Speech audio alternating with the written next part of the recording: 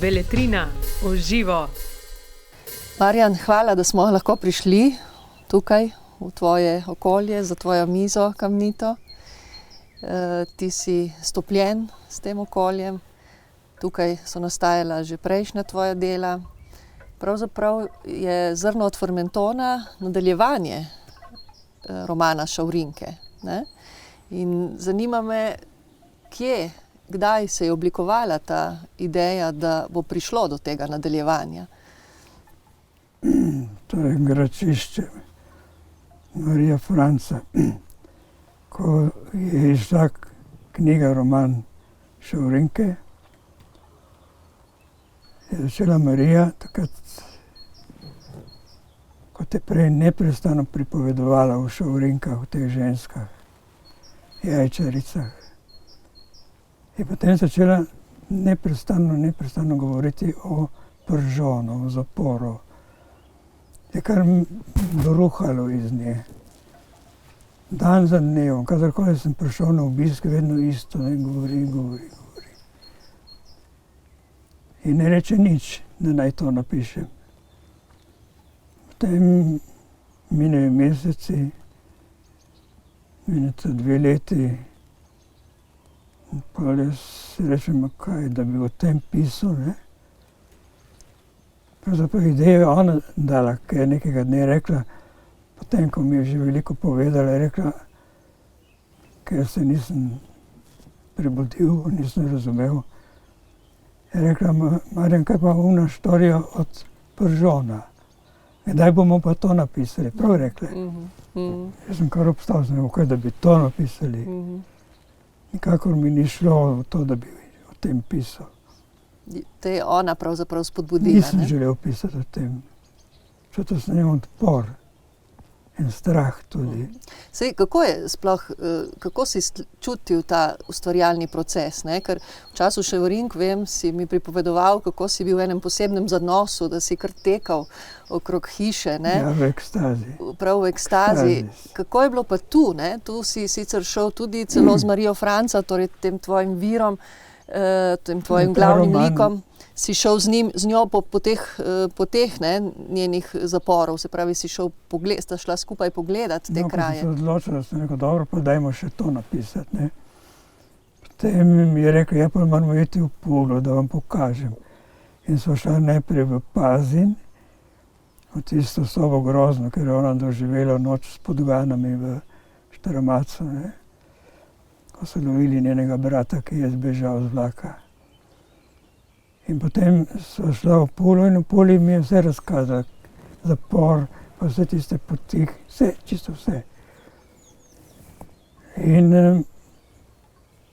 potem sem poskušal, da bi začel pisati tukaj v Kažeti, ne, v Gucih. In sem spet padel not, jaz tem pravim, da padeš not, ne. In se stvari kar same po sebi dogajajo. Ni treba misliti, kaj bom in ko, kar teče. Pišem, no kako teče, prav, ste se me spraševali včeraj, da kako sem mogel jaz tako živo videti te zapornice in zapor in vse odnose znotraj zaporov.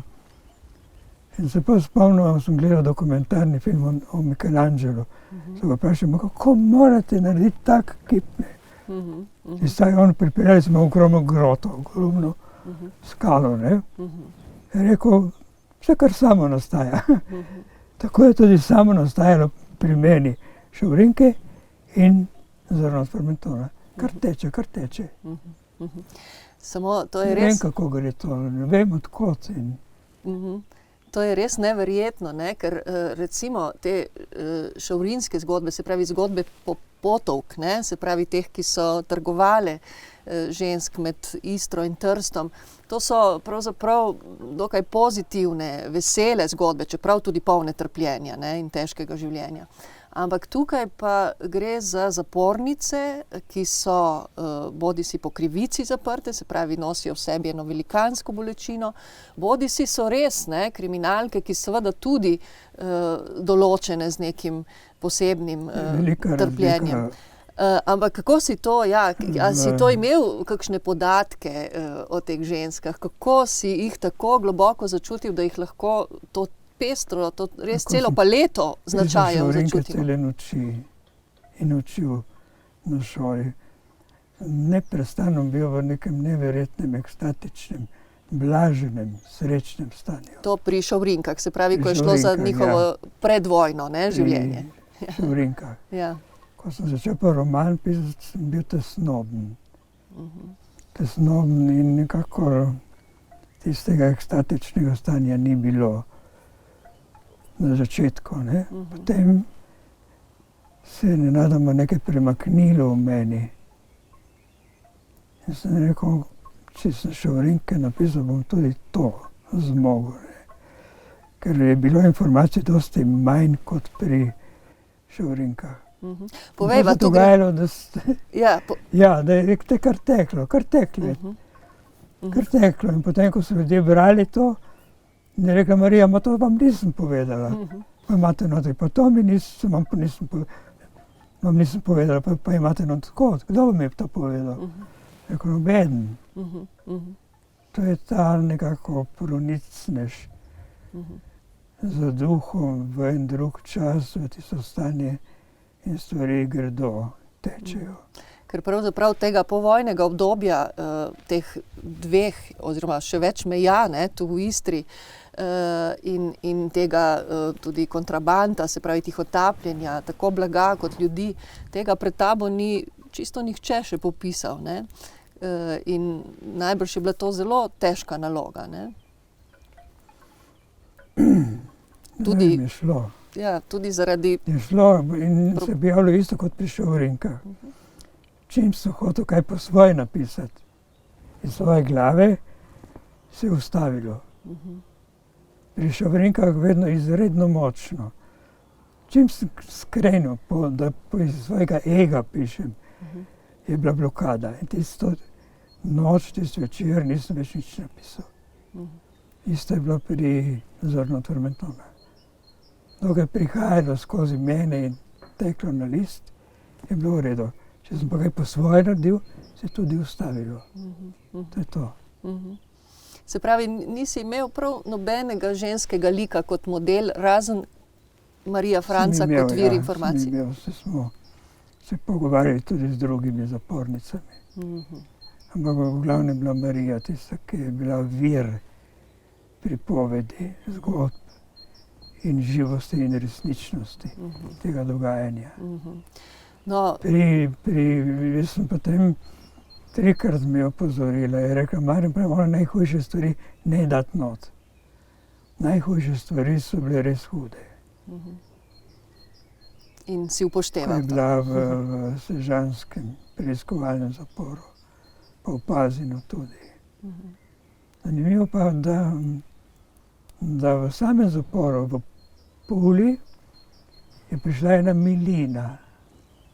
Pravno morje, Istra in stvari niso bile več na nož. Kljub temu, da so bile zapornice in so bili čuvaj in je bil direktor zapora in je bila policija in specialni zasliševalci in tako naprej. Nekako se je omililo vse skupaj. Ja, ta se ne znam razložiti. Katina, ki je torej lik v romanu, ki povezuje tako Šovrinke kot Zrno od Formentona in je pravzaprav to Marija Franca, ki je bila tvoj vir, je v bistvu ves čas en tak moralni kompas, že v Šovrinkah in tukaj tudi. In tudi meni se je zdelo skoraj da nepojmljivo, kako si to opisal, kako dobro si opisal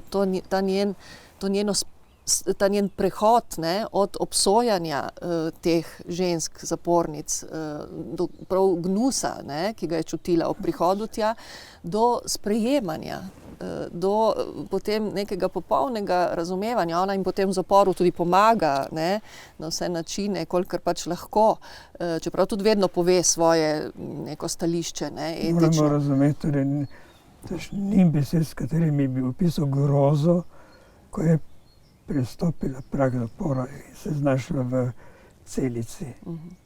To je bila taka ogromna sprememba.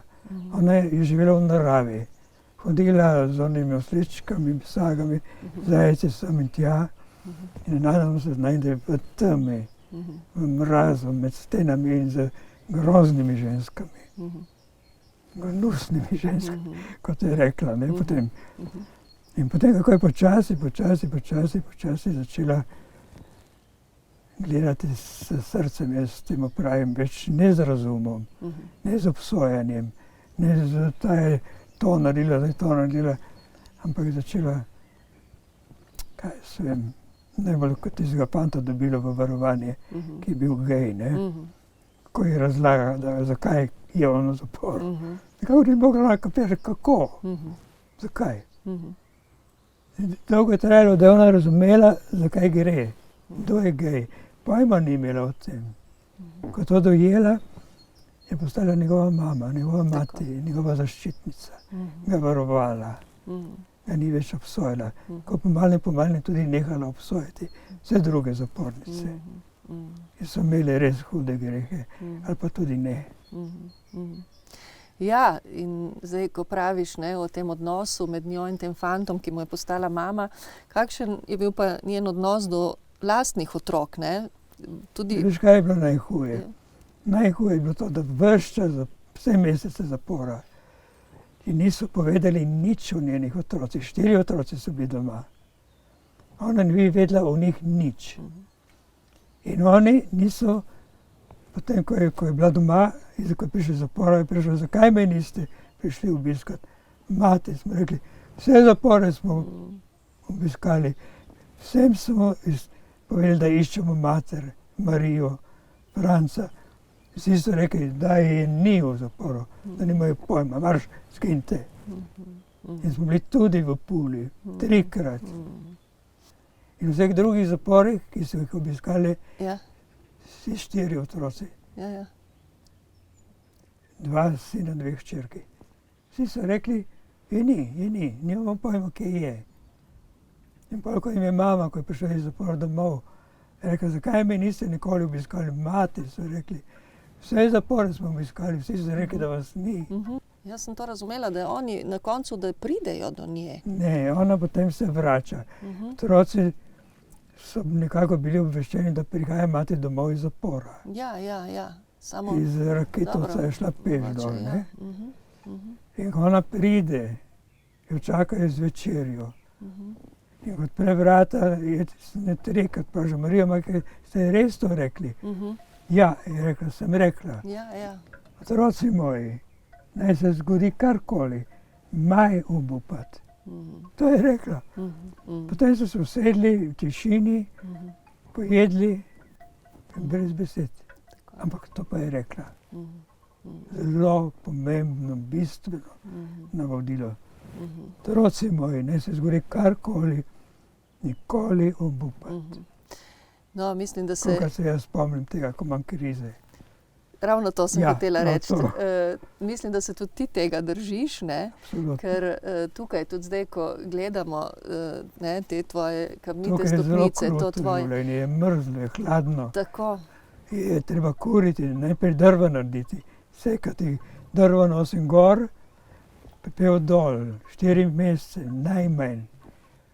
Je zelo trdo, ampak se reče, če so oni vse to vzdržali, in Marija, in vsi drugi, pravzaprav ne, bolj gre za nekaj drugega, gre za to, da človek mora biti Špartanec v takih razmerah. Ali vzdržiš, ali pa ne vzdržiš in greš. Jaz nimam nobenega bojlera tukaj. Ni hotel sin montirati bojler, so nekaj ne, ker so navajeni na mrzlo vodo, vse v mrzli vodi. Se navadiš na to. Ko prijem jaz v Olmo, odprem pipo, je vedno topla voda. Takoj obrnem na mrzlo. Celo telo se navadi na mraz. Ni nič hudega, vse je okej. Kako se pa v ta okvir tega špartanskega življenja vključuje tvoje ustvarjanje? Kaj tudi zdaj, recimo, kako zdaj živiš in ustvarjaš? Ob 3 pišem posebne zgodbe, ki nimajo nobene zveze z mojo literaturo. Z nobeno literaturo mojo. Ne vem, odkot je to prišlo. Vedno dobim idejo, ko grem na sprehod gor na Četurn tle okrog. Hodim in naenkrat je zgodba o meni, ne vem, odkot. In so posebne zgodbe. Nič ni, moja literatura v nobenem obdobju do zdaj ni primerljiva s tem, kar pišem. Ampak je umeščena v nek prostor, tudi istrski, ali je prav tudi izven prostora in časa? Prostor je indiferenten, neopisljiv. No, Razen zadnja zgodba pa Maja, to nivo, ki so jo orali s traktorjem. En ogromen traktor je tukaj gor pri Vinogradu od Škorje. So ga odložili, ga več ne rabijo. Ne? In potem ta traktor začne pripovedovati. Prva obdobje po vojni, ko pride ta traktor in orje. In kmetje gledajo to čudo Božje, kako orje, ne? In iz orje malo čenturski zaklad, novce rimske, iz orje. No, ampak pravim, ti delaš zelo tako dobro delo, da tako rečem, za Istrane, ampak tudi za vse slovenske bralce, ker teh zgodb tukaj v tem obmejnem prostoru v resnici ne poznamo, ne, so pa pomembne za celotno skupnost. In v tem smislu se mi zdi, da so prav zgodbe, oziroma da je zgodba v romanu Zrno od Fermentona zelo pomembna. Ne bova preveč, zakaj mi je Zrno od Fermentona ima napis tisto, da je vse izmišljeno. Vsaka podoba z resničnimi dogodki je naključna. Zato, ker se Marija neznosno bala, da jih bodo spet prišli aretirati, spet zaprli in spet mučili. Zato tudi ni želela, da se... proti objavi tega. Tako, ni želela, da izide in... Ni hotela nič. Želela pa je, da je napisano. To je zanimivo. Vedela je, da mora biti napisano. Ampak se je ni nepojmljivo bala. Mogoče opišeš malo ta proces, kako je šlo. Iti ga premagati, ker če tega romana nikoli ne bi bilo. Pa je drugi del njenega življenja. Prvi del je svoboda, šovrinke, igrive, hodijo, oslički, kot Kristusi. In so vesele in srečne in komunikativne. In imajo svoje stranke po vseh, prijatelje, zaščitnike, zaveznike. Vse teče, vse je super. In Trst, in Koper, in globoka Istra, vse do Limskega kanala in še globlje. In pol pride ta tema. To mora biti grozno. Križev pot. Križev pot. Ni besed, katerimi bi lahko to opisali.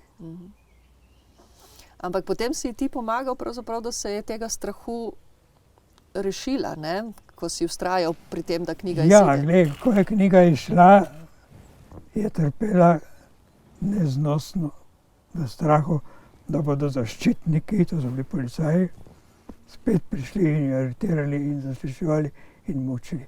Ko se potem nič ni zgodilo, začela pomirjati. In začela uživati v 3 knjigah, ki sem jih jaz spodbudil oziroma jo prepričal, da ne iste štorije, kot jih je meni pripovedovala za šovrinke. Tudi ona zdaj to napiše, bomo ji dali njeno knjigo.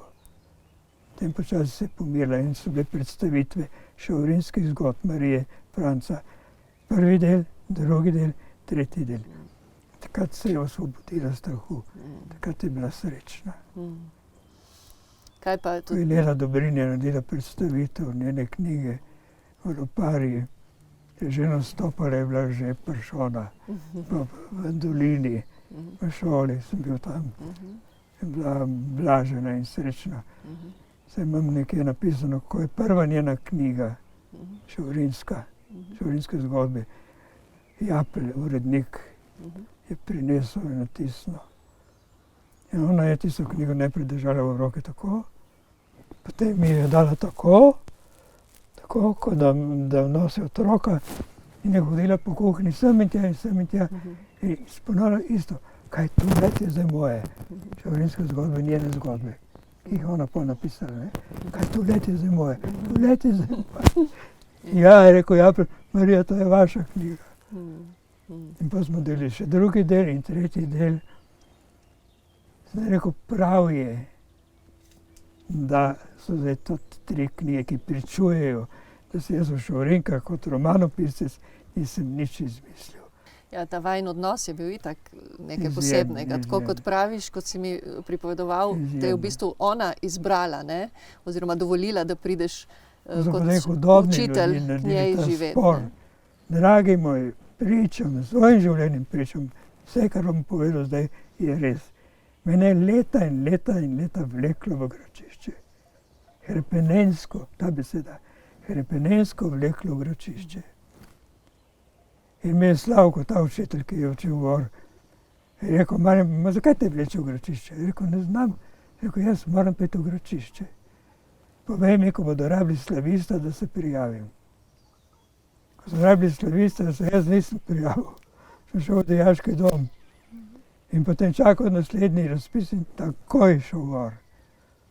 In ravnatelj pravi, v odmoru, prvi dan pouka, v odmoru bomo šli k Mariji, da vas vidi, da se odloči, ali vas sprejme ali ne. V odmoru res gremo. Zorman, ravnatelj Zorman, potem Marjan, predsednik sindikata.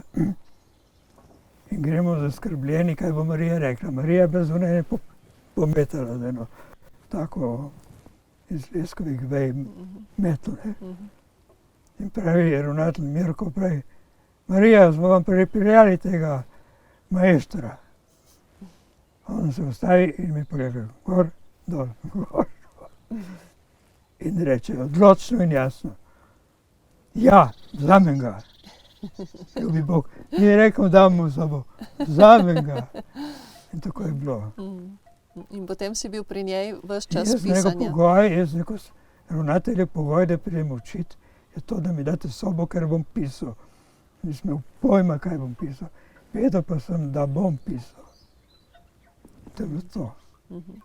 In Marija je začela govoriti. Vedno po pouku kava in potem govori.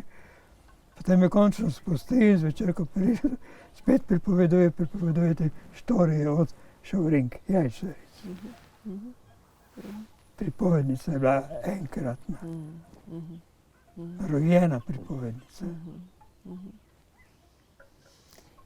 To je čudo Božje. In zdaj vem, zakaj me je vleklo. Hrepenensko vleklo gor. Morate nekaj razumeti, ljubi Bog, morate razumeti, da sem jaz za 7 let, jaz sem 7 let gor bil, za 7 let zapustil mojo družino in mojo ženo in prihajal z Benina Seblam, da pridem in da so soboto, nedeljo doma pri njej in pri družini.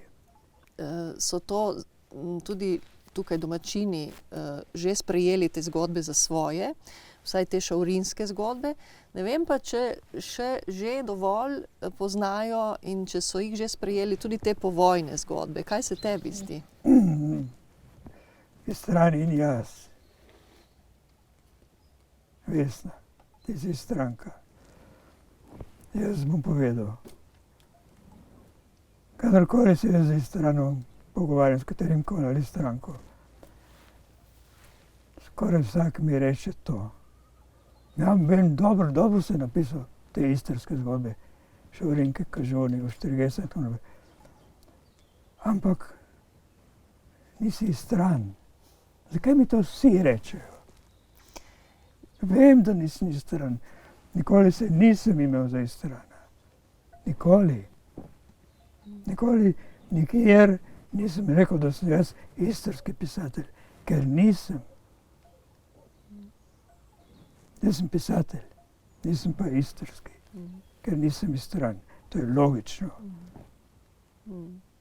No, jaz mislim, kot rečeno, da mogoče je najprej se težko pogledati v ogledalo, ne, v teh tvojih romanih, potem pa sprejmemo in to sliko in tebe, jaz sem prepričana, da te imamo danes za svojega. Jaz vem samo nekaj, vesno, meni je bilo to dano. Ta beseda je absolutna. Ker ni bilo nikogar drugega. Tu sem merila bolj na to. Veš, zakaj ni bilo nobenega drugega? Zakaj strani niso pisali o sebi? Brez dlake na jeziku bom povedal. Benečani so tukaj gospodarili. Stoletja in stoletja in stoletja so jim tupili v glavo, da so motika in krampi, nič drugega.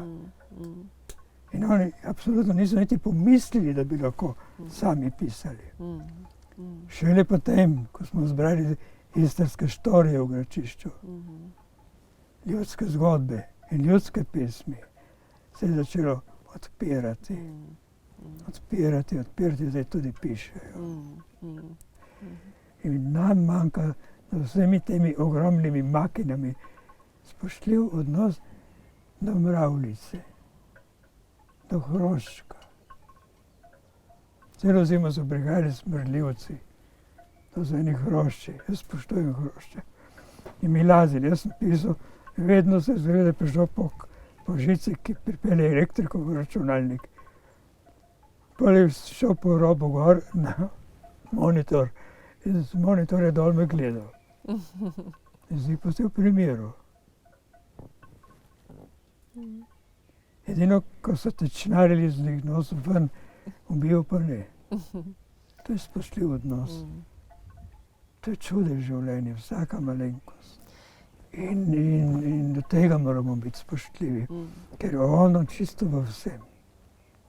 Pa če temu rečete Bog ali ne, obstaja. Zdaj pa ti zaključi. Nekaj, kar je treba začutiti, ne?